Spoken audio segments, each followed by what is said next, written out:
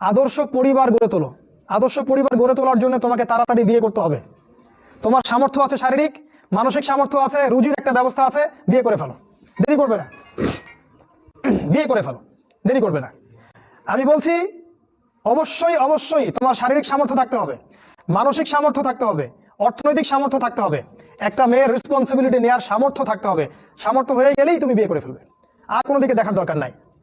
এমনকি তোমার যদি একাধিক বিয়ে করার সামর্থ্য থাকে সেটাও তোমাকে করতে হবে। যার একাধিক বিয়ে করার সামর্থ্য আছে সে যদি না করে সেটাই তার জন্য গুনার কাজ।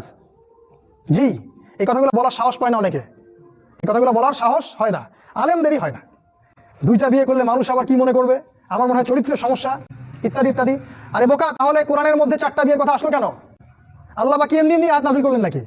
আল্লাহ খুব ভালো করেই জানেন ছেলেদের চেয়ে মেয়েদের সংখ্যা বেশি হবে। অনেক ছেলে মারা যাবে, মেয়েরা সমাজে বেঁচে থাকবে। কত অসংখ্য এতিম মেয়ে সমাজে পড়ে আছে, অসংখ্য বিধবা মেয়ে সমাজে পড়ে আছে।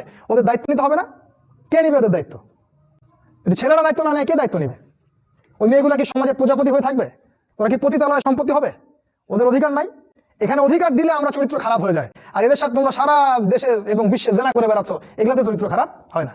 একটা ছেলে বিয়ে করার পরেও 10টা মেয়ের সাথে পরকীয়া করে, এটাতে চরিত্র খারাপ হয় না। কিন্তু যদি আরেকটা বিয়ে করে তখন সমাজের মানুষ তাকে বাঁকা চোখে দেখা শুরু করে। এটা জাহিলিয়াত, এটা পুরো সম্পূর্ণ মক্কার জাহিলিয়াত চলছে। দ্রুত বিয়ে করো, বিয়ে করে আদর্শ পরিবার গঠন করবে। পরিবারটা এত শক্তিশালী হবে যে পরিবারের ভিতর যেন কোনো রকম শিরক, কোনো বেদাত, কোনো কুফর, কোনো হারাম ঢুকতে না পারে। পারবে না ইনশাআল্লাহ?